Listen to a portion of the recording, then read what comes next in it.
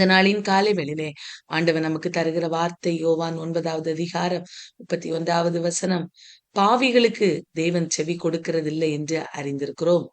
ஒருவன் தேவபக்தி உள்ளவனாயிருந்து அவருக்கு சித்தமானதை செய்தால் அவனுக்கு செவி கொடுப்பார். அன்பான தேவ பிள்ளைகளே, இந்த காலை வேளையிலே நாம் ஒன்று புரிந்து கொள்ள வேண்டும். பாவிகளுக்கு தேவன் செவி கொடுக்கிறதில்லை என்பதை நாம் புரிந்து கொள்ள வேண்டும். பிரியமானவர்களே, நீதிமொழிகளின் புஸ்தகம் 15வது அதிகாரம் 29வது வசனத்திலே வேதம் சொல்லுகிறது, துன்மார்க்கருக்கு கர்த்தர் தூரமாயிருக்கிறார், நீதிமான்களின் ஜெபத்தையோ கேட்கிறார்.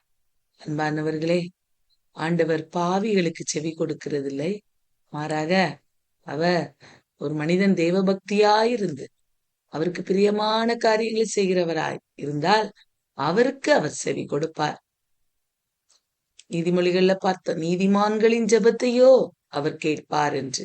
இந்த காலை வேளையிலே பாவிகளாயிருக்கிறோமா, ஆண்டவருக்கு பிரியமான தேவபக்தி உள்ள பிள்ளைகளாயிருக்கிறோமா என்பதை நாம் சிந்தித்து பார்க்க வேண்டும். நான் எவ்வளவோ ஜெபிக்கிறேன், என்னுடைய ஜெபங்கள் கேட்கப்படவில்லையே என்று புலம்பலோடு ஏக்கத்தோடு அங்கலாய்ப்போடு நீங்க இருக்கிறீங்களா? இந்த காலையில் நம்முடைய வாழ்க்கையை அலசி ஆராய்ந்து, ஆண்டவரே என்னிலே ஏதாயிலும் குறைகள் அசூசிகள் ஒட்டி இருக்குமே ஆனால் என்னிலே இருந்து அதை எடுத்து போட்டு என்னுடைய ஜெபத்தை நீ கேளுங்கப்பா, என்ன தேவ பக்தி உள்ள ஒரு ஜனமாய் ஒரு மகளாய் என்னை மாற்றுங்கப்பா, உமக்கு சித்தமான காரியங்களை செய்கிற பிள்ளையா என்னை மாற்றுங்கப்பா என்று கேட்கும்போது ஆண்டவர் நிச்சயமாய் நமக்கு அந்த கிருபைகளை தர அவர் வல்லவராய் இருக்கிறார். பிரியமானவர்களே, இயேசு கிறிஸ்து இந்த உலகத்துல வாழ்ந்த போது அவர் தம்முடைய சீஷர்களுக்கு ஒரு ஜெபத்தை கற்றுக் கொடுத்தார். பரமண்டலங்களில் இருக்கிற எங்கள் பிதாவே, உம்முடைய நாமம் பரிசுத்தப்படுவதாக, உம்முடைய ராஜ்யம் வருவதாக, உம்முடைய சித்தம் பரமண்டலத்தில் செய்யப்படுவது போல் பூமியிலும் செய்யப்படுவதாக என்று தம்முடைய சித்தத்தை ஆண்டவர் எப்படி செய்ய வேண்டும் என்பதை ஆண்டவர் போதித்துக் கொடுக்கிறதை பார்க்கிறோம். அன்பானவன், நம்முடைய ஜெபமும் ஒவ்வொரு நாள் இந்த பரமண்டல ஜெபம் ஆண்டுடைய சமூகத்துல ஏறெடுக்கணும். உம்முடைய சித்தம் பரமண்டலங்களில எப்படி செய்யப்படுகிறதோ அதே போல இந்த பூமியில எனக்காக உடைய சித்தத்தை நீங்க வெளிப்படுத்துங்கப்பா, உடைய சித்தத்தின்படியே எனக்கு நன்மை செய்யுங்கப்பா என்று அவரிடத்துல நாம் கேட்கிறவர்களாய் காணப்பட வேண்டும். பிரியமானவர்களே, இயேசு கிறிஸ்து காட்டி கொடுக்கப்படுகிற போது அந்த கெத்செமனே தோட்டத்திலே அவர் இருக்கும்போது அங்கே அவர் ஆண்டுடைய சமூகத்திலே போய் ஜெபிக்கிற பிதாவினிடத்துல போய் ஜெபிக்கும் போது லூக்கா 22வது அதிகாரம் 42வது வசனத்துல இவ்வாறு ஜெபிக்கிறார், பிதாவே உமக்கு சித்தமானால் இந்த பாத்திரம் என்னை விட்டு நீங்கும்படி செய்யும், ஆயினும் என்னுடைய சித்தத்தின்படி அல்ல உம்முடைய சித்தத்தின்படியே ஆக கடவது என்று ஜெபித்தார். பிரியமானவர்களே, நம்ம எப்பொழுதும் ஆண்டுடைய சித்தத்தை புரிந்து அறிந்து உலக ஓட்டத்திலே செயல்படுகிறவர்களாய் காணப்படணும். பிரியமானவர்களே, ஏன்னா அவருடைய சித்தத்தை அறிந்து செயல்படுகிறவர்களுடைய ஜபத்தை தான் அவர் கேட்பாராம்.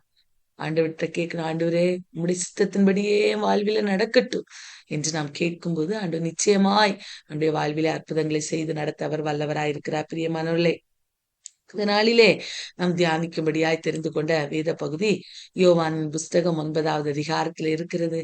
பிரியமானவர்களே, இந்த இன்சிடென்ட் நம்ம எல்லாருக்கும் ஒரு தெரிந்த இன்சிடென்ட். பிரியமானவர்களே, பிறவி குருடனை ஆண்டவர் ஓய்வு நாள் என்று சுகப்படுத்தினது நிமித்தமாய் அங்க அநேக காரியங்கள் அந்த குருடனுக்கு இயேசு சுகப்படுத்தினது நிமித்தமாய் அங்கே இருந்த வேதபாரகர் பரிசேயர் எல்லாம் இயேசு கிறிஸ்துவின் மேல குற்றம் சாட்டும்படியாய் இந்த பிறவி குருடனை கூப்பிட்டு பல காரியங்களை கேட்கிற அந்த பகுதியை நாம் பார்க்கிறோம். பிரியமானவர்களே, அப்பொழுது சீஷர்கள் எல்லாம் இயேசுனிடத்துல கேட்கிறாங்க. ஒரு பிறவி குருடனை இயேசு ஒரு நாள்ல பார்க்கிறார். அப்பொழுது சீஷர்கள் அவரிடத்துல கேட்கிறார்கள், இவன் குருடனாய் பிறந்தது இவன் செய்த பாவமா இவன் பெற்றோர் செய்த பாவமா என்று சொல்லி கேட்கிறார்கள். இயேசு சொல்லுகிறார், இவன் செய்த பாவமும் அல்ல, இவனை பெற்றவர்கள் செய்த பாவமும் அல்ல, தேவனுடைய மகிமை தேவனுடைய கிரியைகள் இவனிடத்தில் வெளிப்படும் பொருட்டு இப்படி பிறந்தான் என்று ஆண்டவர் சொல்லுகிறதை பார்க்க. அன்பான தேவ பிள்ளைகளே, சில நேரங்களிலே நம்முடைய வாழ்விலே ஏன் இந்த காரியங்கள் எனக்கு நடக்கிறது என்று பல கேள்விகளை கேட்கிறவர்களா இருக்கிறோம். ஆனா சில நேரங்களிலே அவருடைய கிரியைகள் அவருடைய காரியங்கள் அவருடைய மகிமை வெளிப்படும்படியா சில காரியங்களை கர்த்தர் நம்முடைய வாழ்விலே அனுமதிக்கிறார் என்பதை நாம் ஒருபோதும் மறந்து போகக்கூடாது. இது பாவத்தினால் வந்த வியாதியோ, இது பாவத்தினால் வந்த பிரச்சனையோ என்று சில நேரங்களிலே நாம் அங்கலாய்க்கிறவர்களா இருக்கிறோம். ஆண்டவருடைய சமூகத்திலே காத்திருந்த ஆண்டவரே, இது எதனால் வந்தது என்பதை தெரிந்து கொள்கிறவர்களாய் காணப்பட வேண்டும். பிரியமானவர்களே, ஆண்டவர் சொல்கிறார், தேவனுடைய கிரியைகள் இவனிலே வெளிப்படும் பொருட்டு இப்படியாய் அவன் பிறந்தான் என்று சொல்லி ஆண்டவர் சொல்கிறதை பார்க்கிறோம். ஆண்டவர் சொல்லிவிட்டு அந்த மகனுக்கு கண்களிலே உமிழ் நீரினால் அந்த சேருண்டாக்கி, தரையிலே துப்பி உமிழ் நீரினால் சேருண்டாக்கி அந்த சேற்றை அந்த குருடனுடைய கண்களின் மேல பூசி, சீலோவாம் என்கிற குளத்திலே போய் நீ கழுவு என்று சொல்லி ஆண்டவர் அனுப்புகிறார். பாருங்க பாருங்க, இன்னைக்கு நான் இதை வாசிக்கும் போது நிறைய ஆயின்மெண்ட் எல்லாம் நம்ம போடுறோம். இதெல்லாம் எப்படி வந்தது? வேதத்தில் இருந்து. இயேசு கிறிஸ்துவே அன்றைக்கு பாருங்க, சேர் உமிழ்நீரினால துப்பி சேருண்டாக்கி அதை எடுத்து அவனுடைய கண்களிலே பூசினார். பாருங்க, அப்படி ஒரு ஆயின்மெண்ட் அதை உருவாக்குகிறார். ஆண்டவருடைய அந்த அந்த அந்த காரியத்துக்கு அந்த மகன் அப்படியே கீழ்ப்படுகிறார். பாருங்க பாருங்க, அவன் ஒருவேளை, ஏன் ஆண்டவர் இப்படி செய்றீரு, நான் அந்த சீலோவாம் குளத்துலதான் போய் குளிக்கணுமா என்று அவன் எதுவுமே கேட்கல. அப்படியே கீழ்ப்படுகிறான். சீலோவாம் என்பதற்கு அனுப்பப்பட்டவன் என்று அர்த்தமா? அன்பானவர்களே, அந்த மகன் ஆண்டவர் இயேசு கிறிஸ்து சொன்னபடியே அந்த சீலோவாம் குளத்திலே கடந்து சென்று தன்னுடைய அங்கே போய் கழுவும் போது அவன் சுகத்தை பெற்றுக் கொள்ளுகிறான். அவன் சுகத்தை பெற்றுக்கொண்ட மாத்திரத்துல அங்க பெரிய பிரச்சனைகள் உண்டாகிறது. எல்லாரும் வந்து கேட்கிறாங்க, உன்னுடைய கண்கள் எப்படி திறக்கப்பட்டது? நீ பிறந்தது முதல் குருடனாய் அல்லவா இருக்கிறாய். பாருங்க, ஒரு மனிதனுடைய வாழ்விலே ஒரு அற்புதம், ஒரு ஆசீர்வாதம், ஒரு உயர்வு ஏற்பட்ட உடனே அவ்வளவு நாளாய் அந்த மகன் பிறவி குருடனாய் இருந்தான். ஒருத்தருக்கும் அதை பத்தி கவலை இல்லை. உலகத்தின் மனிதர்கள் யாரும் அதை பற்றி அவனை பற்றி சட்டை செய்யவே இல்லை. ஆனா அவன் சுகத்தை பெற்றுக்கொண்டு இப்பொழுது சுதந்திரத்தோடு அலைகிறதை பார்த்த போது, அன்பானவர்களே, பொறாமை வருகிறது. அவன் மேல மாத்திரம் அல்ல, அவனுக்கு யார் சுகம் கொடுத்தா என்பதை அறிந்து அந்த இயேசுவின் மேலும் குற்றப்படுத்த வகை தேடின மனிதர்களாய் காணப்பட்டார்கள். அன்பானவர்களே, இந்த காலை வேளையிலே நம்முடைய வாழ்வில கூட நம்ம சில நேரங்களிலே ஆண்டுடைய சமூகத்தில் இந்த அற்புதங்களை, ஆசீர்வாதங்களை நாம் பெறும்போது அநேக பிரச்சனைகள் நம்முடைய வாழ்விலே வரலாம். ஆனால் நாம் ஆண்டவரை விட்டு பின்வாங்கி விடாதபடிக்கு ஆண்டவரை பிடித்துக் கொள்ளுகிறவர்களாய் காணப்படலாம். இந்த மகனை, இந்த குருடனை பார்த்து நிறைய கேள்விகள் கேட்கப்படுகிறது. உன்னை சுகப்படுத்தினது யார்? நிறைய ஒரு 4 வாட்டி கேட்டிருப்பாங்க. இந்த அதிகாரத்துல நீங்க வாசித்து பாருங்க. உனக்கு யாரு? அவர் எப்படிப்பட்டவர்? யாரு?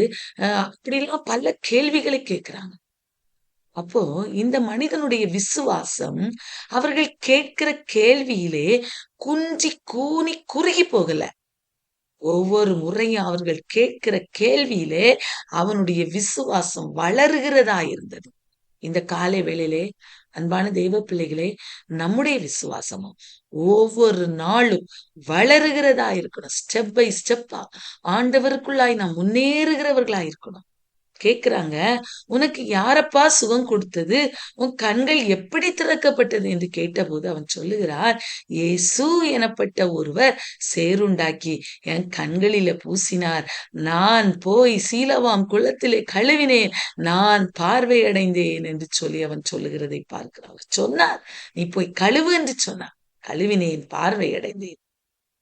அப்பொழுது அவர் எங்கே என்று கேட்கிறார்கள்.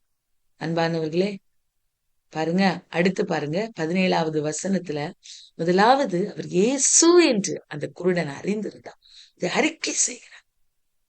தனக்கு சுகம் கொடுத்த அந்த இயேசுவை எல்லார் மத்தியிலும் அவன் அறிக்கை செய்கிறான். அவனுக்கு பெரிய பிரச்சனைகள் வரும். ஏன்னா அவனுக்கு தெரியும். ஏன் தெரியுமா? இயேசு என்பவரை பற்றி பேசினால் அவங்களுடைய அந்த அந்த அந்த அந்த யூத மார்க்கத்தில் இருந்து அவர்கள் தள்ளி வைப்பேன் என்று சொல்லி இருந்தார்கள். ஆகவே தன்னுடைய பெற்றோர்களே பயந்தார்கள் இயேசுவை பற்றி சொல்லுகிறதற்கு. ஆனா அந்த குருடன் பாருங்க, பயப்படவே இல்லை.